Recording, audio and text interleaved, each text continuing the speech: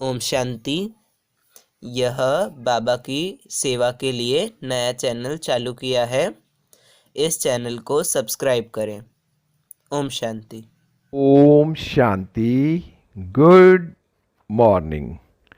18 मार्च 2022। मीठे मीठे बाबा की मीठी मीठी मुरली का मीठा मीठा मनन हम सब फरिश्ते मिलकर बाप दादा के साथ करते हैं। बाप दादा संदली पर बैठे हैं और हम सब फरिश्ते बाप दादा के सामने बैठे हैं। बाप दादा दृष्टि दे रहे हैं और वरदानों से भरपूर कर रहे हैं। बाबा बोले, आज की मुरली से क्या शिक्षाएं ली? मीठे बाबा, आज आपने हमें बहुत प्यारी प्यारी शिक्षाएं दी। बाबा, आज आपने हमें बताया कि मीठे बच्चे, माया की फागी बड़ी जबरदस्त है। इससे बाबा ने कहा, उससे खबरदार रहना है। फागी अर्थात बादल में कभी भी मूंझना नहीं है।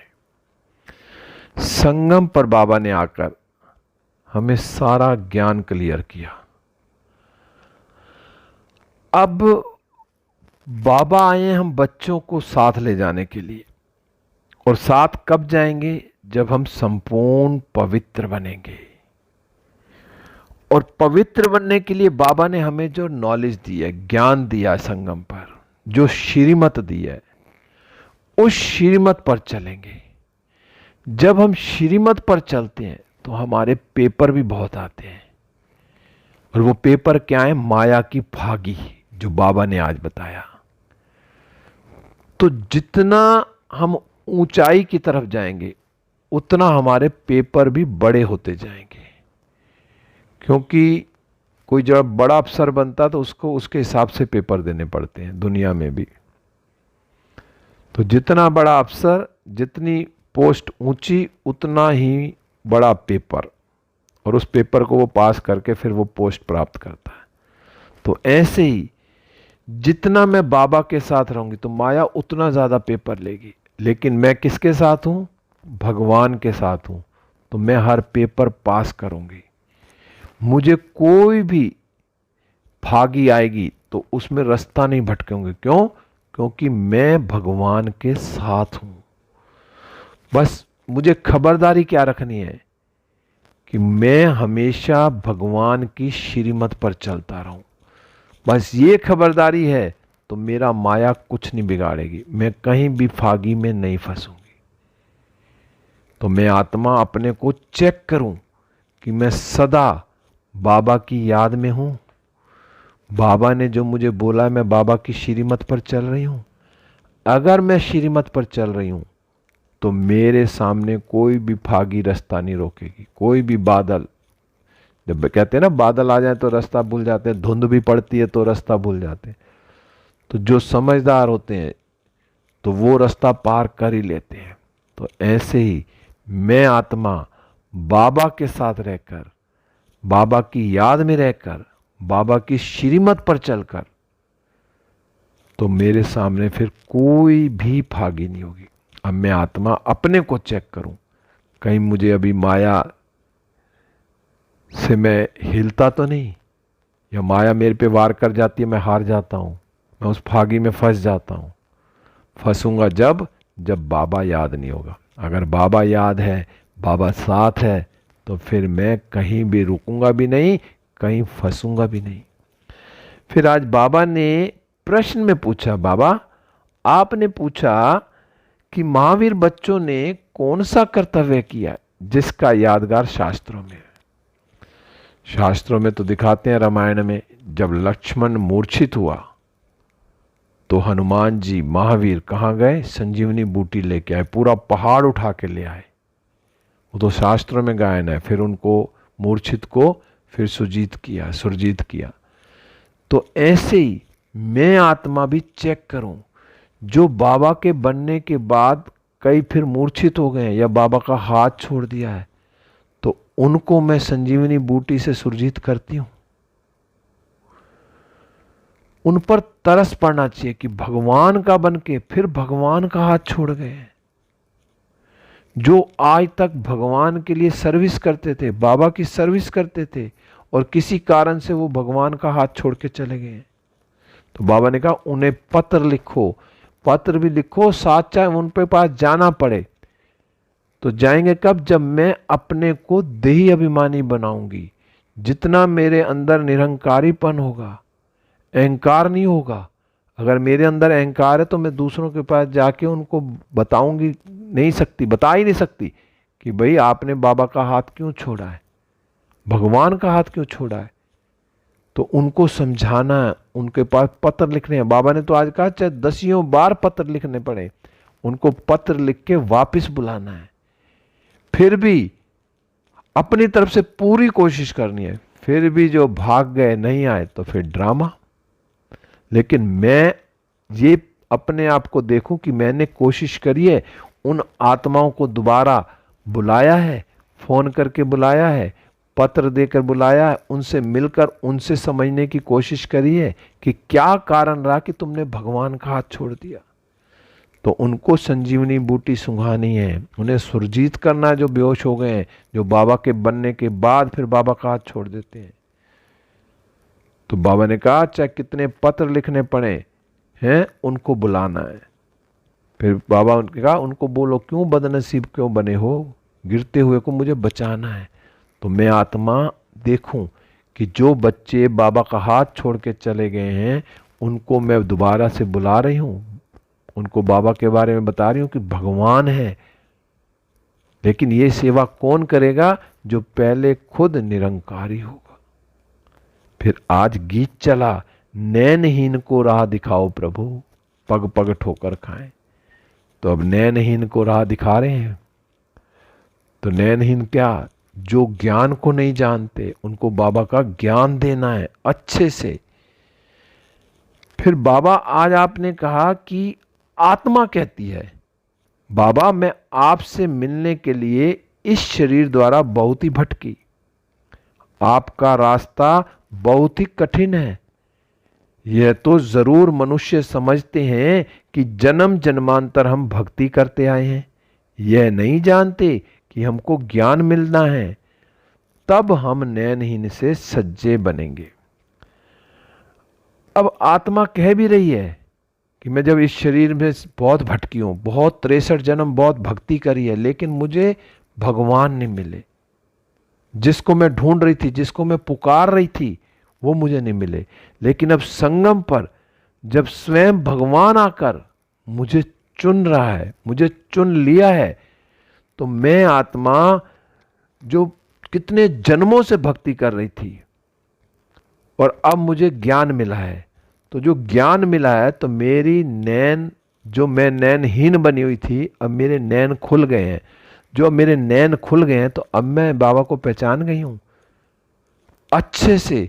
अब मैं भगवान की याद में रहती हूं कि मुझे कौन मिला है, स्वयं परमात्मा, जिसको मैं 63 जन्मों से ढूंढ रही थी, जिसको मैंने पुकारा, वो आकर मुझे अब मिले हैं। तो मुझे कितनी खुशी होनी चाहिए, मेरा खुशी का पारा चढ़ा रहता है।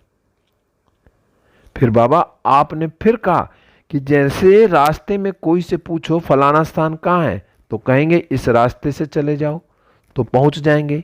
ऐसे नहीं कहेंगे साथ ले चलते हैं। तुमको रास्ता चाहिए वह बता देते हैं, तुम साथ में कोई गाइड तो चाहिए ना। बाबा ने कहा परंतु साथ में कोई गाइड तो चाहिए ना, बिगर गाइड तो मूंझ जाएंगे।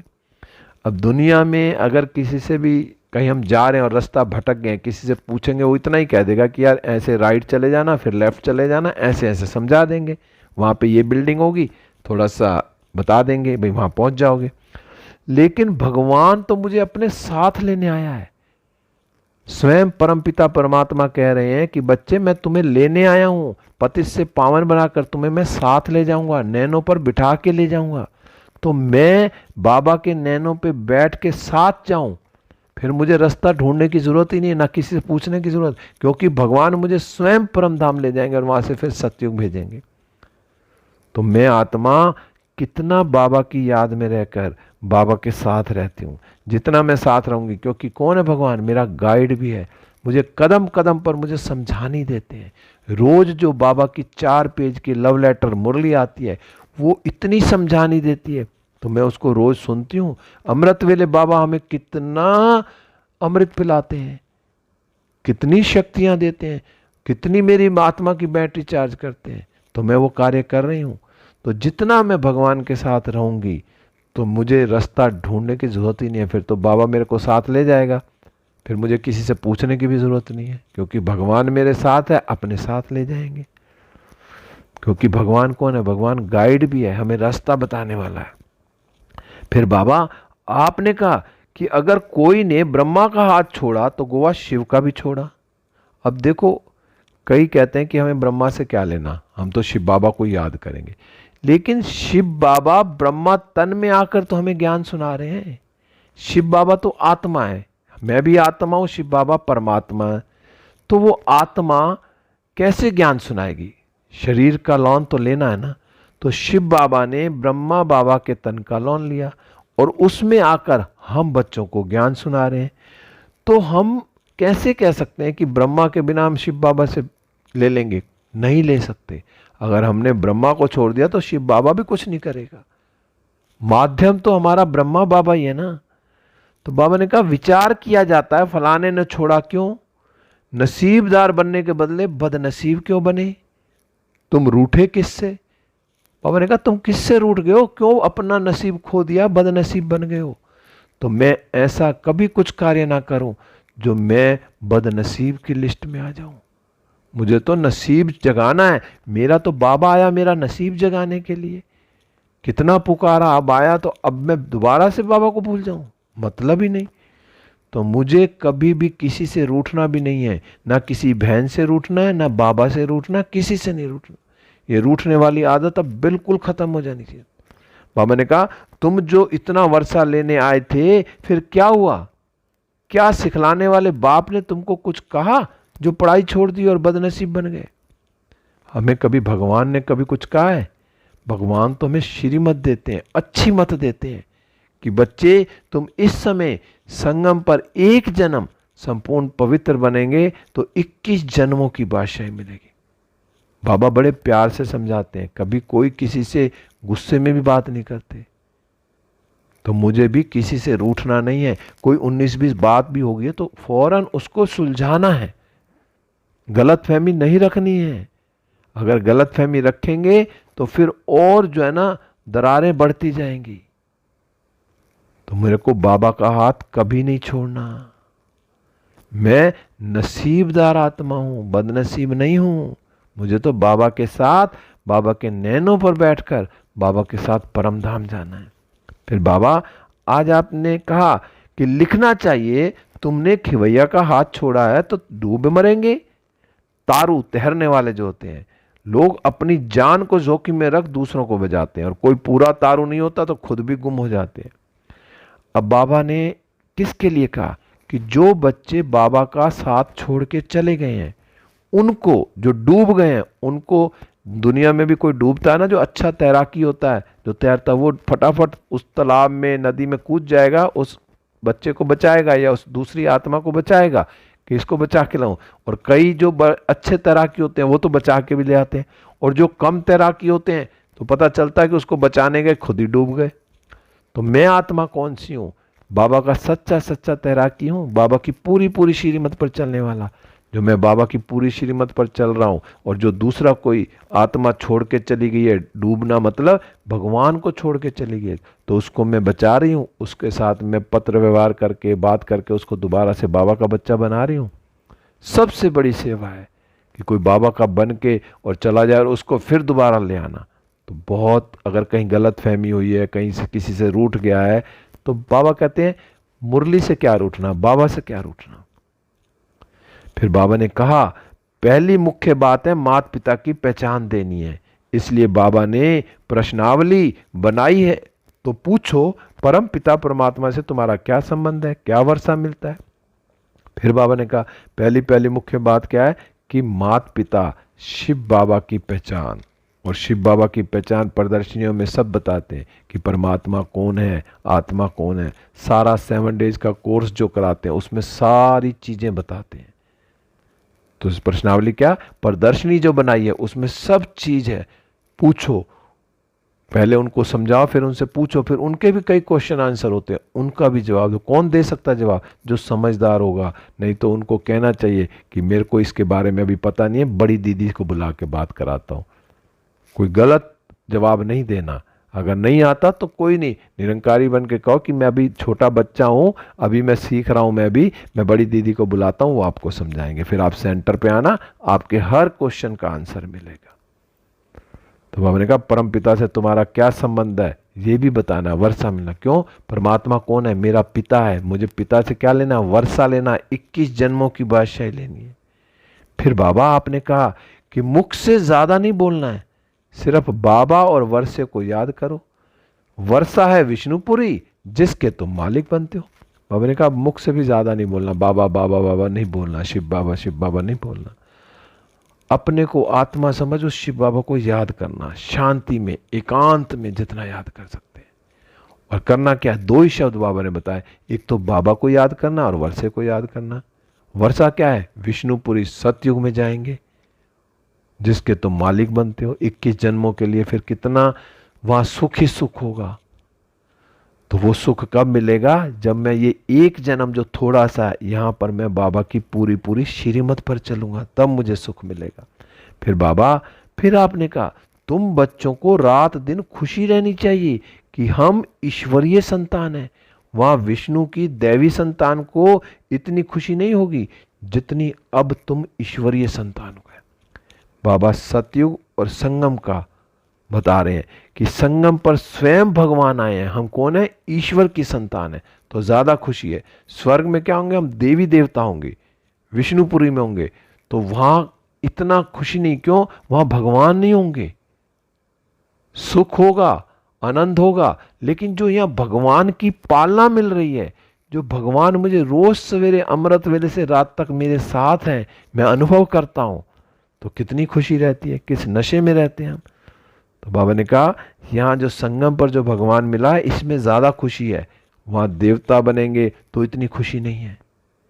तो मैं आत्मा अपने को चेक करूं कि मैं कितना खुशी में रहती हूं। और खुशी में कौन रहेगा? जो बाबा की पूरी पूरी श्रीमत पर चलेगा।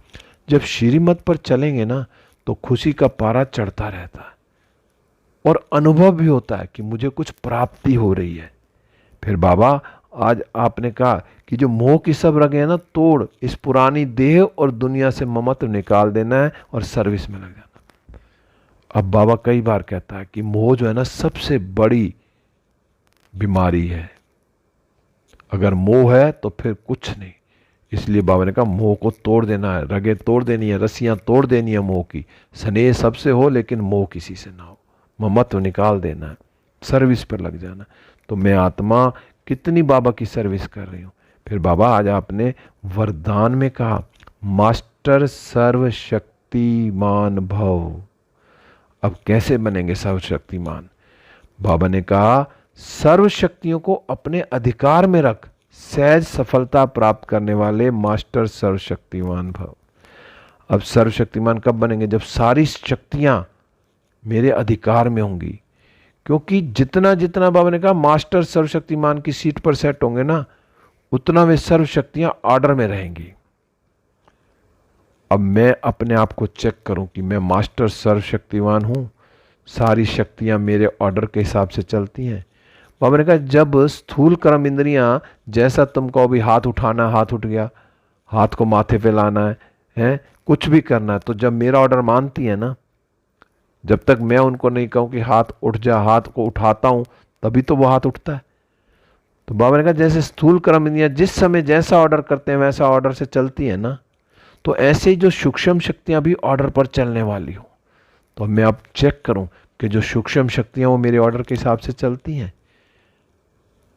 बाबा ने कहा जब ये सर्व शक्तियां अभी से ऑर्डर पर होंगी ना, तब अंत में सफलता होगी। अभी से, ये नहीं कि अंत में हो जाएगा। बाबा कई बार कहता है ना कि अगर अभी राम राम नहीं कहा तो बुढ़ापे में भी राम राम नहीं बोलेगा, फिर लाम लाम ही बोलेगा। तो ऐसे ही मैंने कितनी प्रैक्टिस करी है कि सारी शक्तियां मेरे ऑर्डर के हिसाब से चलें। अगर मैंने अभी से प्रैक्टिस करी है तो अंत में फिर सफलता मिलेगी, नहीं तो सफलता नहीं मिलेगी। हमने कहा तो सफलता प्राप्त कर सकेंगे, क्योंकि जहां सर्व शक्तियां हैं वहाँ सफलता जन्म सिद्ध अधिकार है। तो मुझे हमेशा अपने को चेक करना है कि मैं सर्व शक्तियाँ बाबा से धारण कर रही हूँ। अगर सारी शक्तियाँ मुझ में हैं तो सफलता निश्चित है। फिर बाबा आज आपने स्लोगन में कहा, आकारी और निराकारी स्थिति में सहज स्थित होना है तो निरहंकारी बनो। आज एक आत्मा से बात हो रही थी कि परम धाम में नहीं टिका जाता, तो बाबा ने आज उसका कितना आसान तरीका बता दिया कि परम धाम में टिकना कितना आसान है। उससे पहले दो काम करने हैं। अगर मुझे आकारी और निराकारी स्थिति में सहज स्थित होना है ना, तो निरंकारी बनना पड़ेगा। कोई अहंकार नहीं, बस मैं कौन हूं, मैं आत्मा हूं, परमात्मा की संतान हूं, और कुछ नहीं। तो मैं निराकारी स्थिति में भी सहज स्थित हो जाऊंगी और आकारी स्थिति में भी सहज स्थित हो जाऊंगी। तो मैं अपने आप को चेक करूं कि मैं कितना अभी से कितना निरंकारी बनी हूं, जो मैं आकारी और निराकारी स्थिति में सेट हो जाऊंगी। फिर बाबा आज आपने दादियों की पुरानी डायरी में से जो पॉइंट दिए, उसमें ये बताया कि वास्तव में याद का रूप क्या है। पिता सम दिव्य कर्तव्य में तत्पर रहना। अब याद क्या है? सब आत्माएं कहती हैं ना, कैसे याद करें, याद भूल जाती है। एक दीदी बता रहे थे कि बाबा ने कहा, तुम कहते हो मैं याद में रहती हूँ, सारा दिन याद में रहती हूँ। तो बाबा ने कहा, मैं चैलेंज करता हूँ, तुम इतना काम करो कि यहाँ से एक पानी की बाल्टी खाली ले जाओ और सामने नल पे उस पानी की बाल्टी को भरो और भरी हुई बाल्टी को वापस ले आओ, और इतनी देर आप बाबा को याद करना। अब वो गई दादी, तो वो वहाँ गए और पानी जब बाल्टी ले गए तो भी बाबा याद था, बाल्टी भरने रखी तो भी याद था, जब भरती भरती रही तो इतने में बाबा भूल गए। फिर बाबा याद आया, बाल्टी भर गई, फिर उठा के ले गए, रास्ते में फिर भूल गए। तो बाबा कहते हैं, मैं चैलेंज करता हूं कि सारा दिन तुम कहते हो हम याद में रहते हैं, तुम 5 मिनट तो याद में रह नहीं सके। तो इसलिए याद कब रहेगी? जब सारा दिन मैं पिता शिव बाबा के समान जो कर्तव्य हैं बाबा के, उनमें तत्पर रहूंगी। जो बाप के कर्तव्य है वो मेरे कर्तव्य है, तो मैं बाबा की याद में वास्तव में वही रहूंगी।